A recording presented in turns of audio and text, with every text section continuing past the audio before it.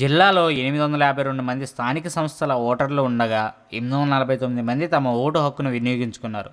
మొత్తం 5 చోట్ల పోలింగ్ కేంద్రాలను ఏర్పాటు చేశారు.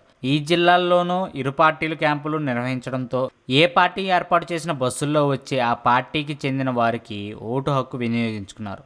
ముందు జాగ్రత్తగా పోలీసులు పటిష్టమైన బందోబస్తు ఏర్పాటు చేశారు. టీడీపీ అభ్యర్థిగా sitting MLC Vakati Narayana Reddy, YCP అభ్యర్థిగా ఆనం విజయ్ కుమార్ రెడ్డిలు పోటీ చేశారు. భారీగా క్రాస్ ఓటింగ్ జరిగిందన్న విశ్లేషణలు ప్రారంభమవడంతో ఇరు పార్టీలు ఫలితంపై గందరగోళంలో పడ్డాయి. 3 ఎమ్మెల్సీ స్థానాల లెక్కింపు సోమవారం జరగనుంది. అభ్యర్థుల భవితవ్యం ఆ రోజే తేలనుంది. ఈ ఎన్నికల కోసం ఇరు పార్టీలు 50 కోట్ల రూపాయలు ఖర్చు చేసినట్లు తెలుస్తుంది. ఈ నేపథ్యంలో క్రాస్ ఓటింగ్ ఎవరు పాల్పడ్డారు, ఎవరై ఉంటారో అన్న దానిపై ఈ రెండు పార్టీలు ఆరా తీస్తూ లెక్కల్లో పడ్డాయి.